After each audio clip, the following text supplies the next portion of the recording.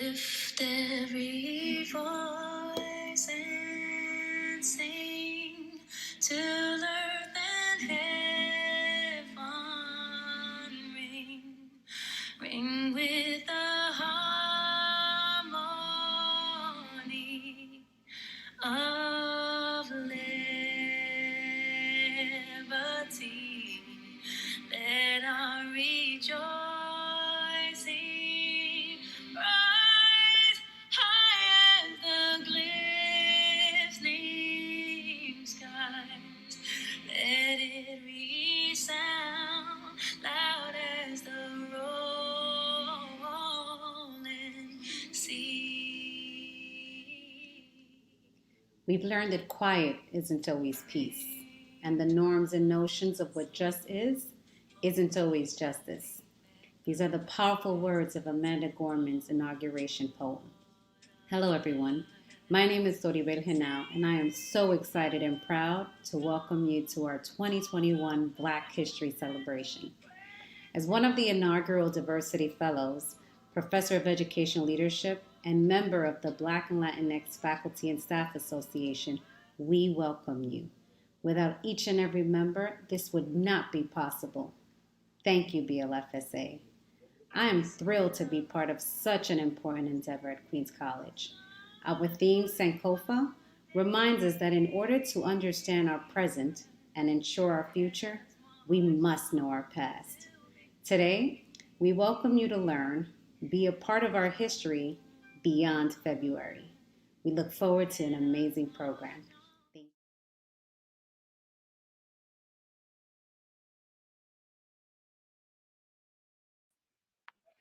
Good afternoon. My name is Xavier DeShields. I'm a master's student here at Queens College, Aaron Copland School of Music, studying music composition. Today we have a very special conversation taking place between our very own director of jazz and Professor Antonio Hart and co-founder of WBGO Radio and Newark's First Lady of Jazz, Mrs. Dorothaan Kirk. Before we get started, I'd like to show a video that I and Professor Hart put together. We will be playing Evidence by Thelonious Monk.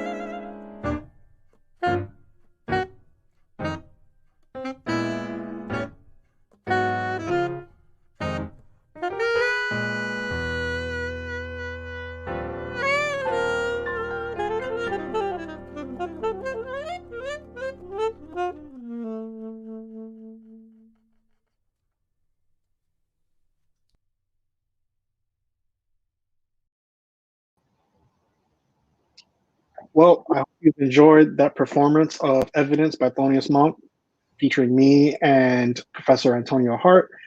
Now, without further ado, I'd like to introduce two of our guests today.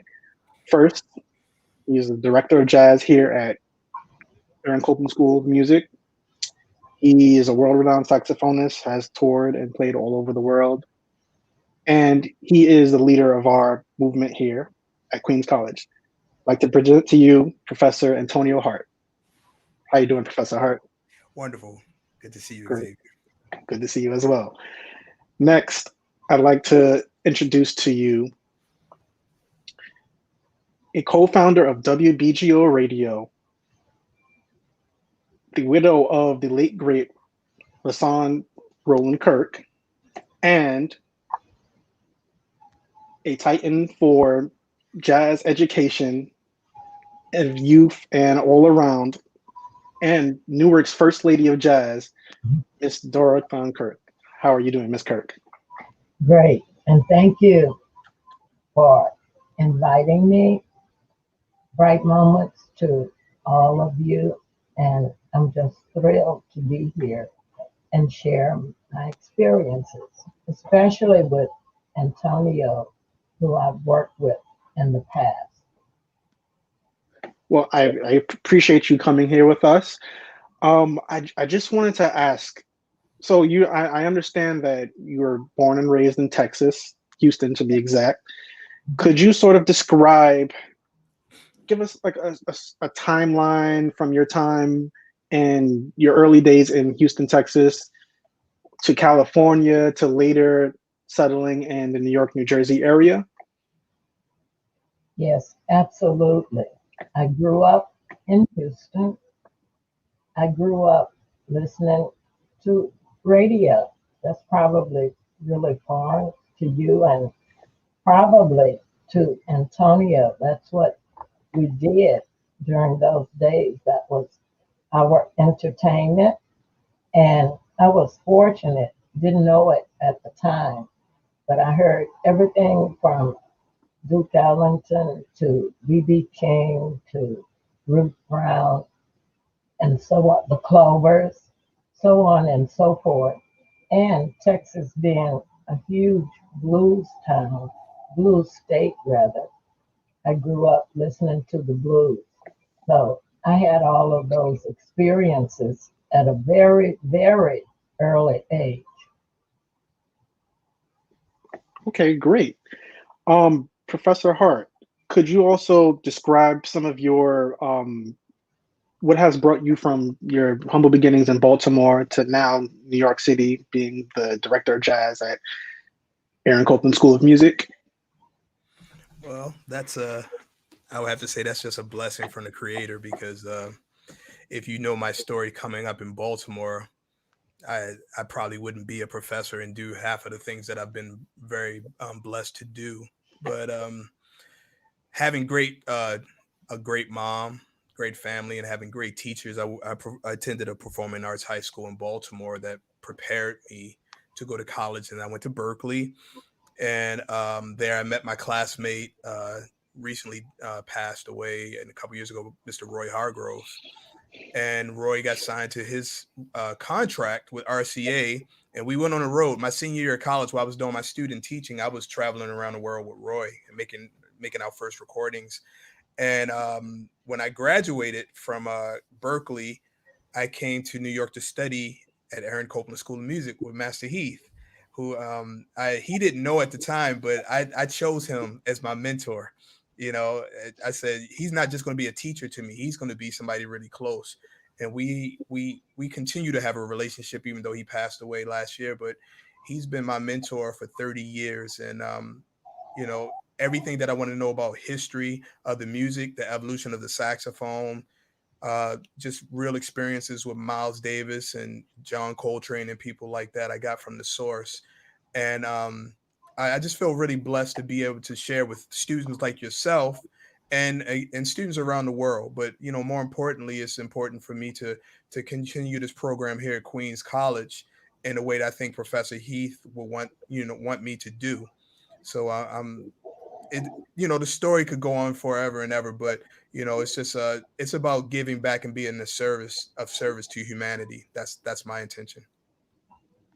Absolutely. And from our many of conversations, I've definitely gotten that from you. You make this department feel like a family, and that's something I believe we all want to carry out here. And Miss Kirk, Yes. now I've I've done some research on you as well, and I've seen your various different things you've done in the community, within the church. But I'm curious, can you describe to me the particular time and place where you fell in love with jazz music? It could be, it could have been a venue, it could have been a, if you can tell me a particular age or like a particular tune. Do you remember when it was that you fell in love with this music? It was probably when I was growing up in Texas, but as I said before, that's what we did. And it was just part of me. It was in my blood. I will share with you when I graduated high school and moved to California. I was just 17. I had just turned 17 years old. Growing up in Texas, I had older friends. That means they were 18, 19 years old. And from time to time, my girlfriend across the street from me, who was 19 at the time, really older, right? She went with me for my first pair high heel shoes. Well, my older friends used to dress me up and what I call smuggle me into. Ah, I remember that very well. I remember it was really great. We had a great time, and I should share this with you. During that time, there was the city auditorium that was downtown Houston, and that's where all of the huge, huge names came at that time came to town, and they even smuggled me in there. That was much easier because it was a big auditorium, and you just gave the person your ticket and you went in. So it's very difficult for me to say when because it's always been a part of me. But I also want to share this with you that my jazz friends find interesting. I also grew up listening to country music. You know, Dolly Parton didn't start it.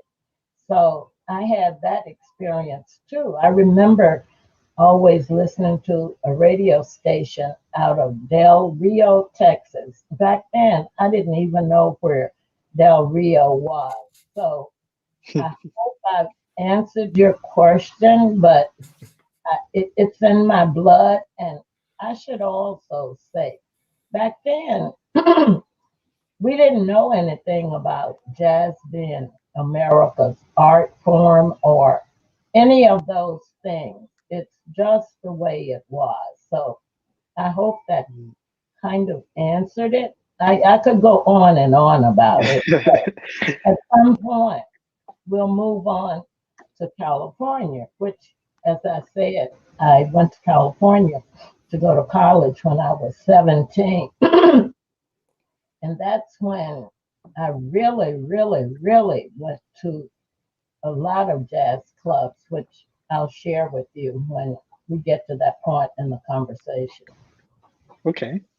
Well, thank you for that. What I got from that is, although you don't particularly remember the exact moment when you fell in love with this music, you were born into it and you just felt it in your blood, and it just so happened that you didn't even realize you had fallen in love with it. You just were. It Absolutely. wasn't a it wasn't an aha moment. It was just No, this is this it's is what great. it was. And we loved it, you know.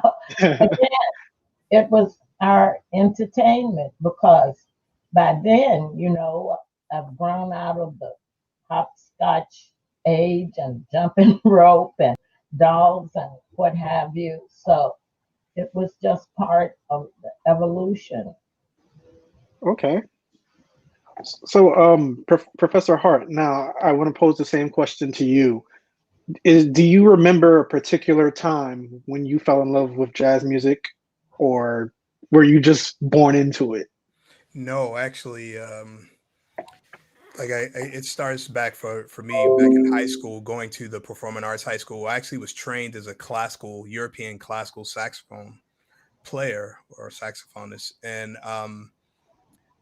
I realized when I went to go see orchestras play, I didn't see people that looked like me. You know, Hmm. I saw more Caucasians, Asian people in this orchestra, and my instrument being created in 1840, 41, there were a lot of pieces that were created for the saxophone at that time. So I saw my private teacher playing flute and bassoon and all these instruments. I said I didn't want to do that. I wanted to play saxophone.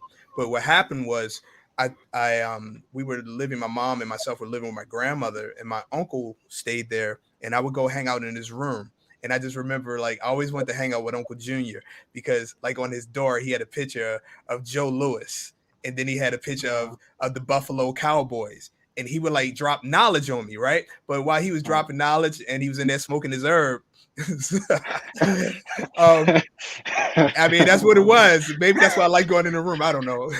But he was playing his music, and I always associated that music with Uncle Junior. That's just Uncle Junior's music. But what I was listening to Freddie Hubbard. I was listening to Joe Henderson. I was listening to all this stuff that I didn't know that I was listening to jazz. I just loved it, you know. And then I started listening to there's a historical black college in Baltimore called Morgan State University, and the radio station is WEAA, and they will play jazz, you know, all the time. So I started hearing this music, and then I discovered people like Sonny Stitt. And well, actually, the first person that I listened to was Grover Washington Jr., to be honest, which is more of a contemporary player. But then I discovered Sonny Stitt and Gene Ammons, and the list goes on and on. And then I was like, wow, these are people that look like me. That was one thing. And then I saw this idea of improvisation, because in classical music everything is through composed from the beginning to the end, but in jazz I get to play this music and create something, and I get to play with people that look like me, and it makes me feel good. I was like, that's where I want to go. So that was the love affair, you know, where I just had to get it. I was obsessed. I wanted to know everything about what Charlie Parker and Dizzy Gillespie did when they went to the clubs from Mittens, and then they went and had breakfast, and then they played all the time. I just wanted to know everything about jazz, and I just consumed myself with the music, and I wanted to be around the best of the best because I wanted to be a part of this great legacy, this great fraternity. Wow. You know, from our many conversations, we've talked about this a lot, about how you began and how you just wanted to soak everything in and become a student of the game, so to speak. And I'm pretty sure within a lot of your years, you've both had many traveling experiences, many experiences on the road. I'd like to ask both of you, how did you meet each other? Ms. Kirk, I don't remember the first time I met you, actually. You know, You know, I've been trying and trying to you know, remember. I really think, honestly, I really think it was one of those galas for WBGO when I played with Master Heath's big band. I think we played New Year's Eve or something like that, You right? did. That was at the Grand Hyatt. But Yeah, or something. I It was, must have known you before that. But I mean, yeah, I mean that's when I had, you know, contact with you because, Mhm. you know, when you come to New York, if you're trying to deal with anything jazz, you have to know WBGO.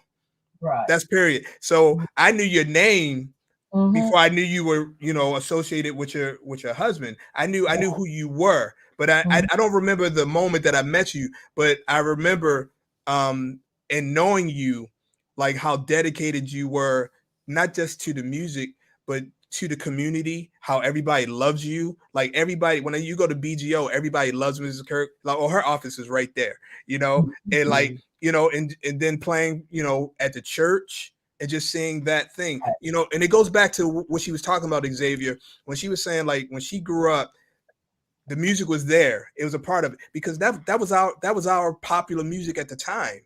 You know, we either had, and correct me if I'm wrong, Mrs. Kirk, we either had like the church, and then we had jazz. So you had the secular and you had the sacred, right? It was all the same thing, just different, text. So, you know, like that was the community. That was where everything was shared. You know, all the experience. Like she said, she hung out with the older people. She got to hear the music, and they brought her into womanhood. You know, getting the high heel shoes and doing all these things, and in church. You know, so it's like it's this thing that we're a part of that she's been helping to continue and cultivate is very important to our culture. And it just turns out it started out from us as African Americans, but it's been a gift to the world.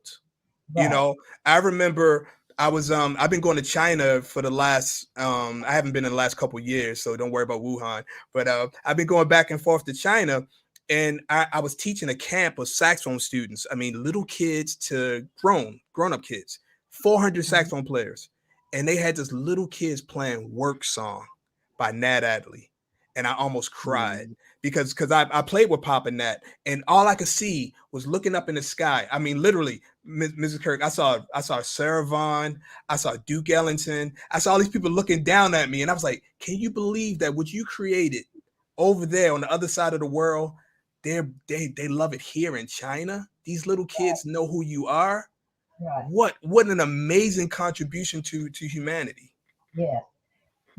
Can I interject something? You mentioned the church, so maybe people that are tuned in haven't seen the series on PBS about the Black church, and I just wanted to mention that because it's very worthy of seeing, because all of the music is connected. And last week, I did a panel discussion that WBGO produced that was about the Black church. So I just wanted to interject that.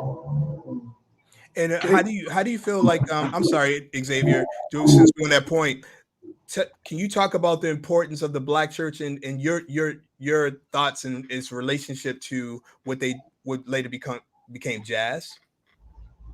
Absolutely. You performed at my church, Bethany Baptist Church in Newark, New Jersey. And Dr.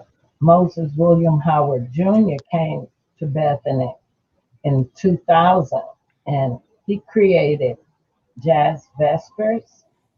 And last year, just when COVID hit, we were in the middle of celebrating 20 years of Jazz Vespers at Bethany.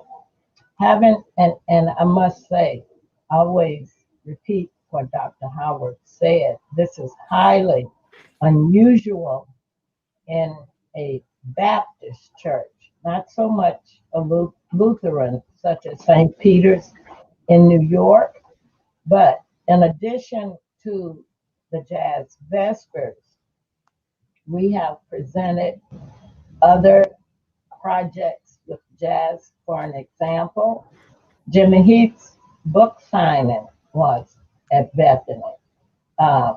He had performed at Jazz Vespers, and he was so impressed, and you can check it in the book. He mentions Bethany Baptist in the book. We also did a book signing with Maxine Gordon for the book she wrote on Dexter. Sheila Anderson, we've done a book signing with her, and so on and so forth. Another unique event that we did, we had a performance/conversation where Dr. Howard interviewed Randy Weston, and they would go back and forth. Randy would play a bit, and then Dr. Howard would interview him. So we've taken it to another level at Bethany, and Bethany has become one of the places that almost everybody knows that they can go to in the area over here in New Jersey and hear jazz. And a few years ago, we also started presenting jazz artists, excuse me, as part of our regular church service in August when all of our choirs are on sabbatical. And Antonio, you performed for the Jazz Festival there. Mm-hmm. NJPAC, and for those of you that don't know it, NJPAC is the New Jersey Performing Arts Center, and they have become a partner with Bethany, and the Jazz Festival, the T.D. James Moody Jazz Festival, always kicks off at Bethany, normally in November, and one year I hired Antonio to perform. So that's some of the things that we're doing with the music at Bethany. Having said that, I'm hoping that when COVID lifts, because I know a lot of jazz clubs have closed, a lot of musicians haven't been able to work. I'm hoping some kind of way the music is going to come back to the neighborhood. For an example, at Bethany, and even though, an example, the Newark Museum, Sheila produces concerts there in the summer, perhaps they will be amicable to presenting more. Maybe the Art Center will present more.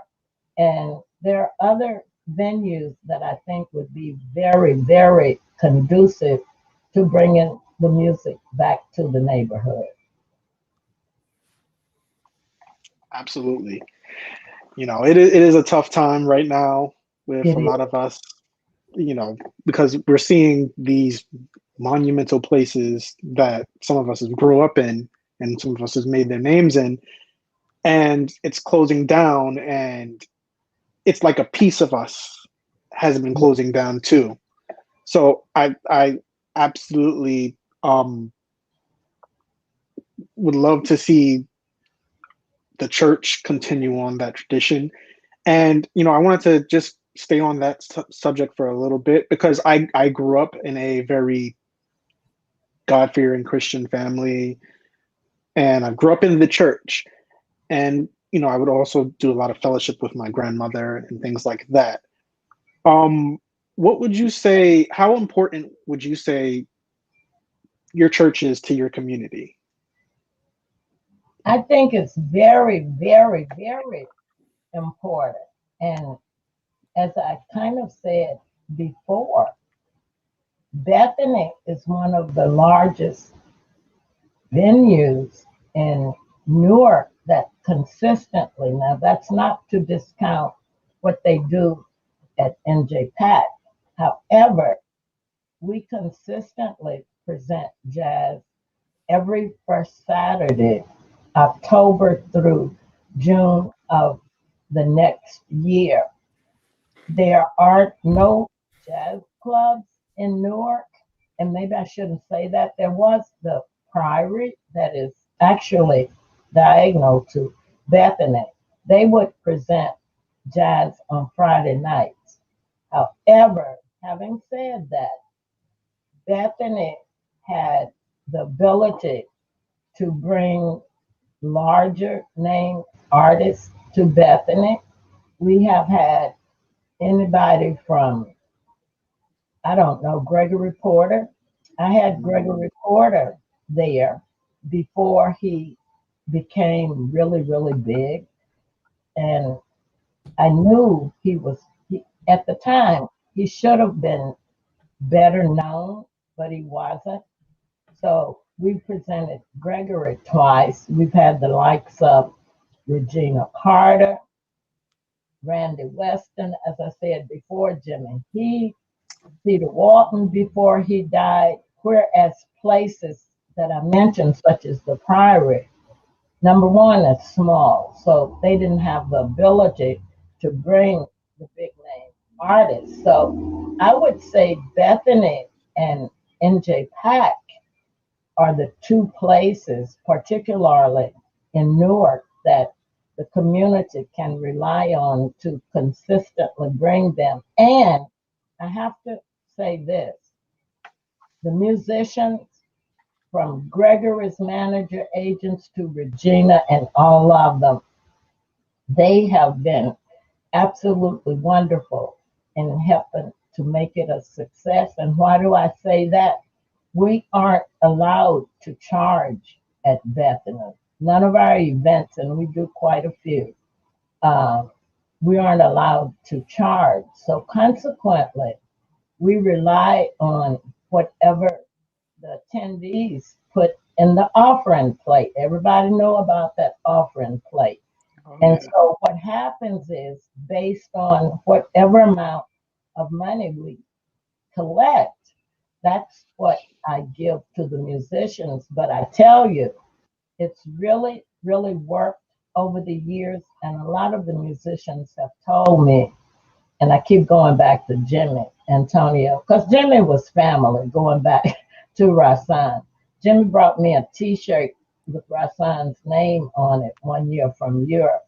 But they all have told me it's really important that the music be presented in the community, and they love doing it there because, and we will hopefully get to this further down in the conversation, the music has moved away from the community for many, many, many reasons. And that goes back to the riots, but I'm getting ahead of myself right now. So I will say the reason why Mrs. Kirk was able to get these names, these icons, is because of the love and affection they have for her, and they know, what her contribution has been to the music. So, when she asks you to do something, it's not about how much is it paying. It's just like, if I'm available, I'm there for you.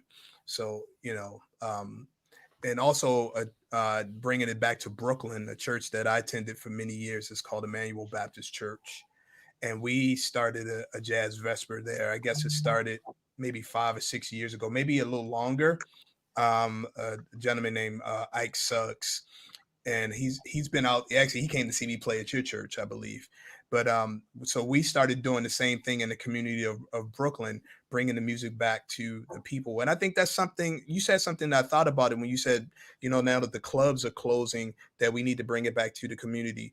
But I think beyond that, we need to bring it back to the community because we need to educate and expose a younger generation to this music, because the people, the real jazz purists and the people that really grew up in it, a lot of them are getting older and leaving us. So the music isn't going to go anywhere, but the younger people don't understand it because they're not exposed to it. And they see an older face with it.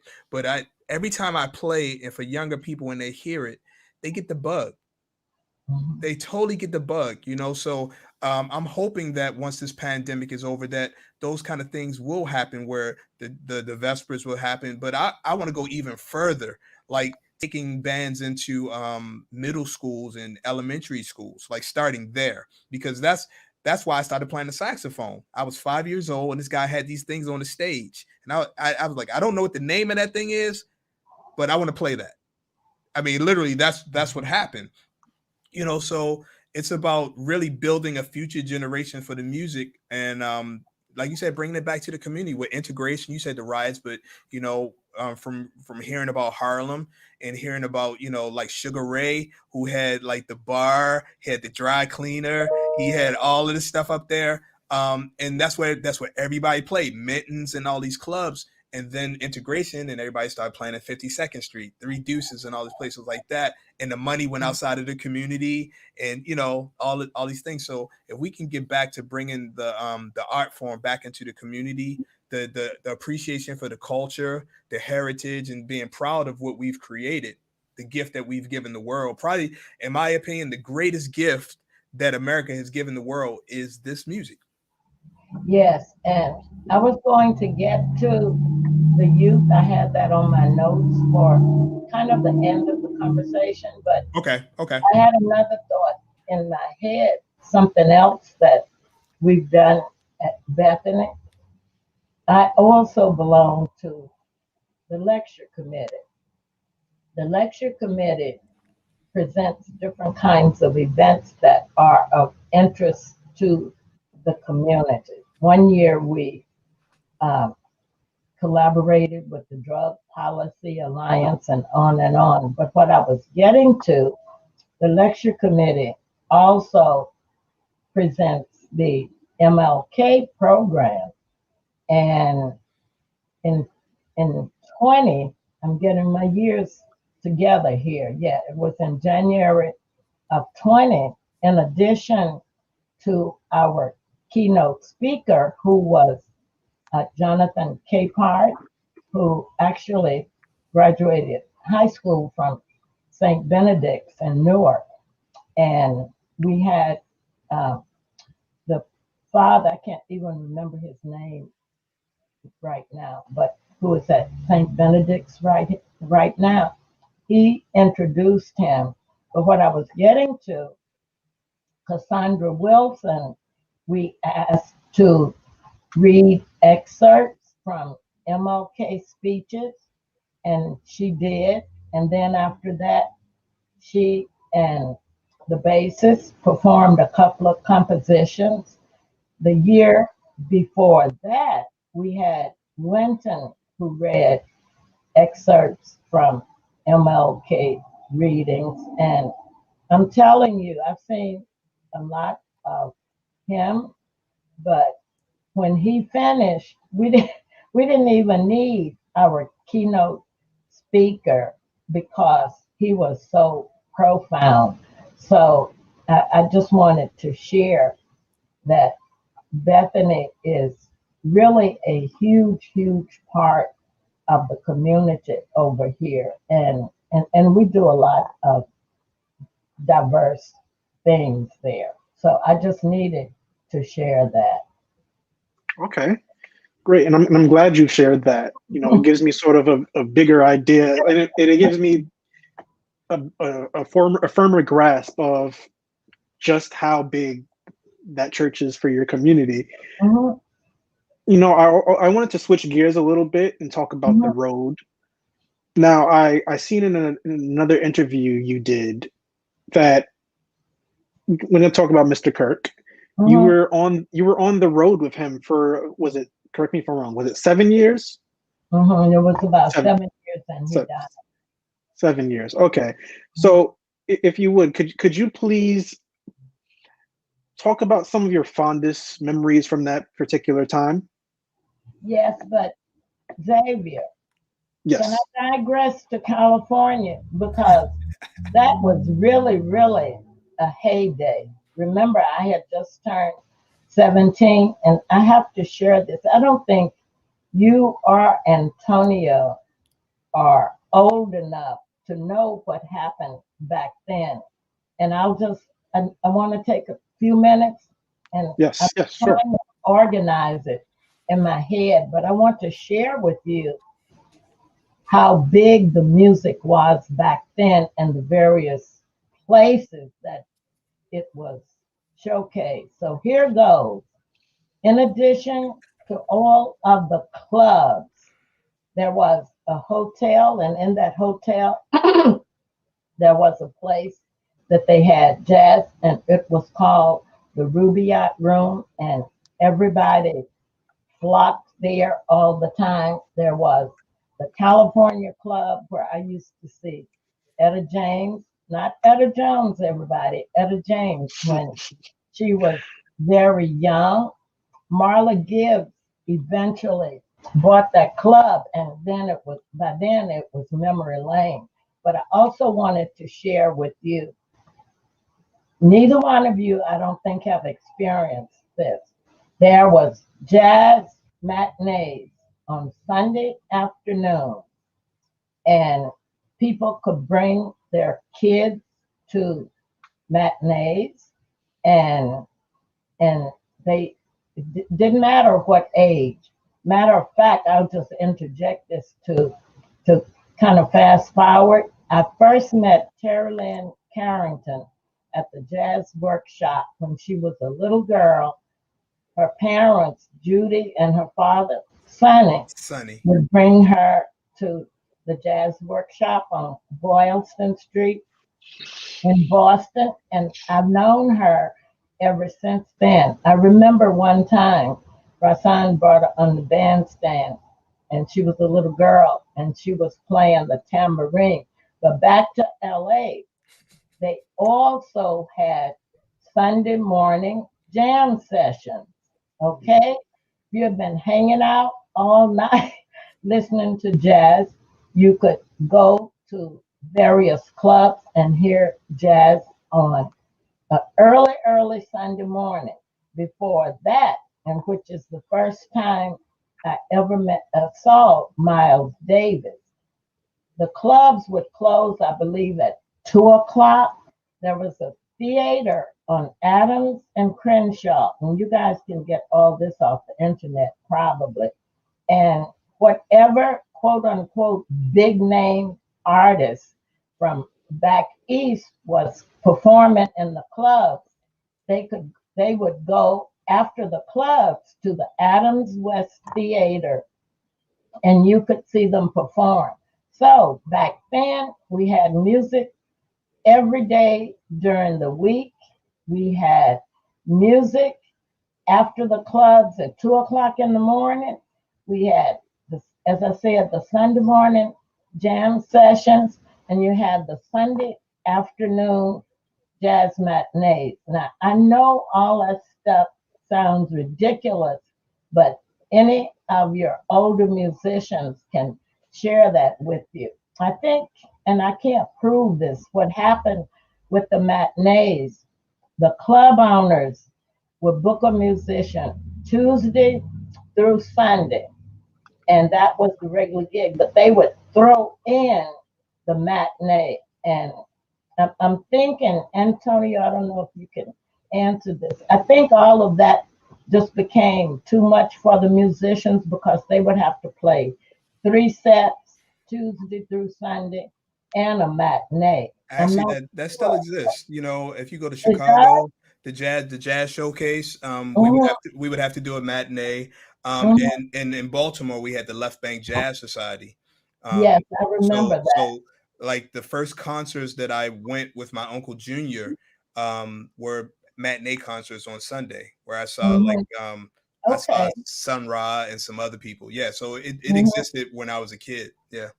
Okay, so I just wanted to share with you all of the different venues, the different opportunities that the young people back then, again, jazz was jumping, and that was our music.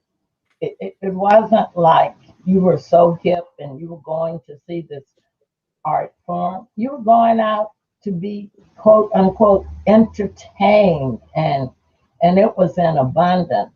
And also, I want to throw this in. When I went to California, I originally went to go to college, and I went to Los Angeles City College.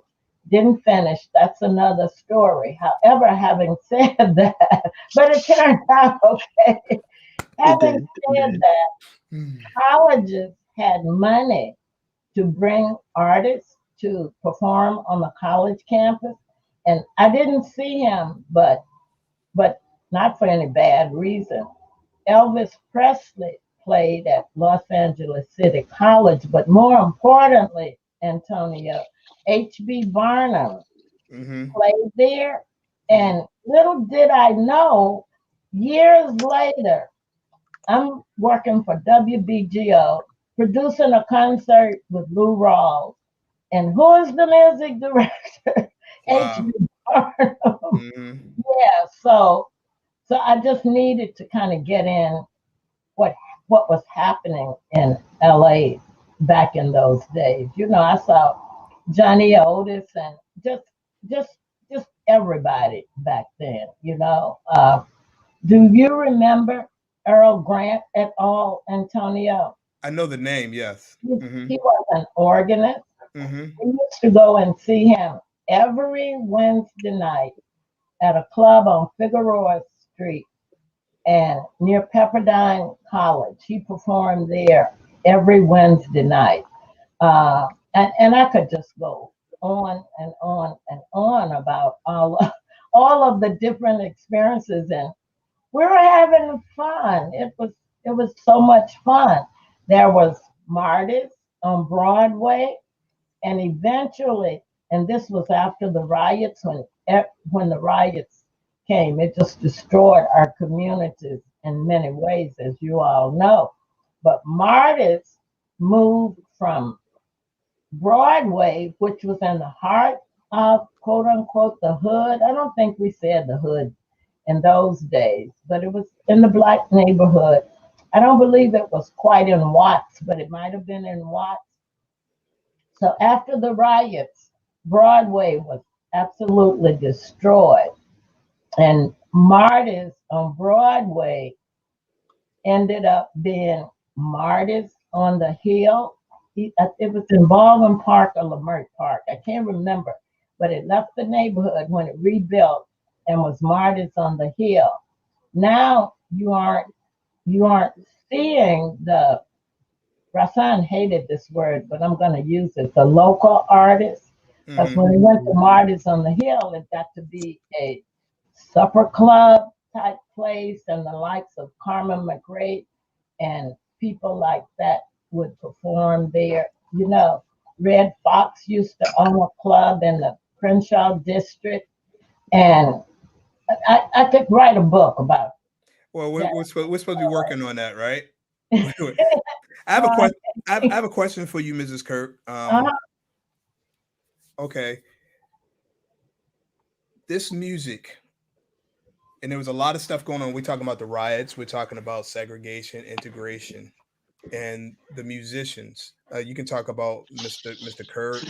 I know listening to music of like Max Roach and Abby Lincoln, or you know, like music that had a message of protest or fighting, you know, or anything. What was that like part of the conversation when you ever talked to a Roller Kirk about that kind of thing? How his music integrated a message or anything? Was he not about that? Or have you talked to musicians that were about any of that? The reason I'm shaking my head, Rasan was an interesting person in more ways than one, except for teaching me certain things about the business. He kept his personal and his professional life pretty separate from me. He just wanted me to be there with him when on the road, at the jazz club, and please get in the kitchen and cook that meat that he had, which used to really upset me. We would go to different people's houses on the road, and I remember different people making different dishes that he loved. And what you think he would want me to come home and duplicate that recipe. Now you can't duplicate people's recipes when they're kind of making it up as they go along. There were a lot of things I always wanted to ask him, but he never answered. I always wanted to do my interview with him, and hopefully I'm not getting too far off the track, but I want to share this with you. Do you know about his history of breaking the chair on the bandstand, Antonio? No, please tell You me. haven't heard about that. Well, we're in the 70s, of course, now, and a lot is going on. And Rasan would break the chair on the bandstand, and the musicians and everybody got it. And I remember asking him a number of times, why do you break the chair on the bandstand? And he wouldn't tell me. So finally, I said to him one day, are you breaking the chair to protest the system? Because you know he used to have a heavy rap about whatever was going on politically in those days. He never said, to this day, he never said yes, and he didn't say no. But the fact that he didn't answer, I knew I was right, because he would not allow me to go around thinking something that was not right about him. And while I'm on the subject, back in those days, there was a lot of money, again, on college campuses for different kinds of music. And I remember him playing at places like Brown University and different places out of the country, and so on and so forth. And he would break that chair, and the young people would absolutely go crazy. And Tony, and I was like, what in the world? What in the, I didn't get it all. And that was back in the day, when when acid was very popular. Let's face it, you know. And when he would break that chair, and those students would be shaking their heads and jumping up and down, I I actually sometimes became frightened. I'm like, oh my God. But little by little, I did begin to get it, if you will, you know. It, hopefully that shed some light, but he wouldn't talk about those things to me. And I know he discussed it with the musicians. Of course, but, of course, of course. mhm, yeah. Well, I wanted to switch gears because both of you have been very involved in community and family, but the youth is what really strikes the chord for me. And um Miss Kirk, we've spoken briefly in a meeting before, but I haven't really I really wanted to ask you. This question is for both of you, but I just want to know, in 10 years, what would you like the state of jazz music and jazz education more specifically to be, in terms of the youth and how things are? Can you sort of share some of your wishes, or what you would like jazz education for kids and young adults to be 10 years from now? Antonio, you want to go or you want me to go? Always, Okay. Well, Xavier, I think when we did our preliminary, I shared with you that over 25 years, I produced a concert series through WBGO that introduced young people to jazz, and it no longer exists. Number one, because of COVID, but when I retired, the series wasn't continued. That was our way, and Antonio hit on this earlier about how the jazz audience is getting older. That was WBGO's way of being sure that young people were exposed to jazz. And we had different corporations and foundations that sponsored it. Hence, I could pay the musicians a decent amount of money, give them decent equipment, and so on and so forth. And we could promote it for people to come for free. That was a free series that was held on Saturday afternoons.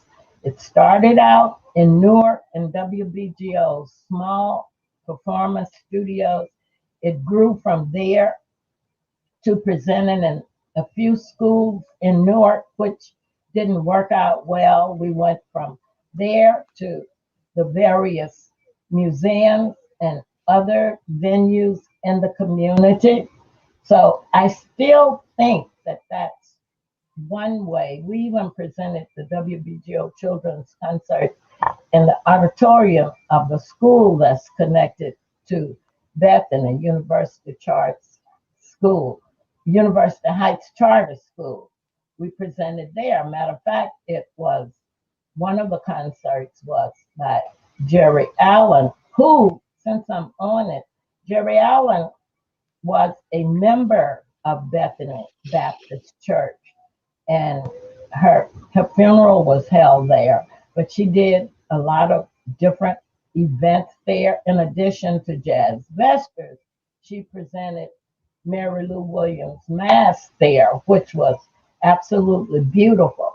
So back to the young people. If COVID allows people to convene, congregate, or whatever again, I think that series is important. I think that, again, jazz can be presented in different venues and make it more conducive for the aunts, uncles, big sister, big brother to bring kids out to see it, because it's not being promoted, or you can't find jazz where you can find other popular music, and so it's going to be up to us.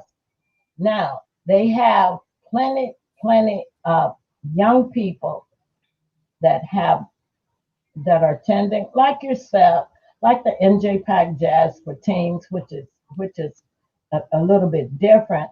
Jazz House Kids, they're all preparing young people to perform, but some kind of way through them and their peers, they need to get the word out for people, young people, to learn to appreciate jazz so they can be the audience for tomorrow. I'm not sure how young people like you can spread the word, but that's my scenic route answer. Okay. I appreciate that, and I appreciate you for sitting down here with us today and just sharing some of your experiences. A big thank you to you. I feel like I've learned a lot, and I've gotten a deeper insight to things you've seen and things you've done. I'm afraid we're out of time now, but yes, I know it time flies when you're having fun and talking about good stuff. But thank you, Ms. Kirk, so much. And also thank you, Professor Hart, for being here as well and speaking to us. I think people like me in my position, I'm a young student wanting to make a living and make a life in this music. And I think it's important for me to sit down and talk with people like you who showed me that this is possible and how to give back to the music and how to give back to the community and being a better person overall. I just want to say one thing. Yeah. I know I'm gonna keep it short because I know we're running out of time. As an educator and being in this for 20 years plus years all over the world, it's nice to have these courses and study this music academically. But the most important thing that I try to teach people is you need to know about the culture. You need to know about the people that created this music. Don't just know Charlie Parker and Duke Ellington and these names. Know why these people are important. Know what they did in making contributions to the world. Then you'll understand what this music is and how to play it and how to enjoy it. So it's not about just being in the classroom, which is an important part. It's about understanding this comes from a situation of people that have gone through a lot of things to build this great art form. Okay. Well, again, thank you both so much for being here and sharing some wisdom. And I hope you both have a great rest of your day. And I hope to see you both again really, really soon. Thank you. Thanks for inviting me. All right. Yes. All right. Right.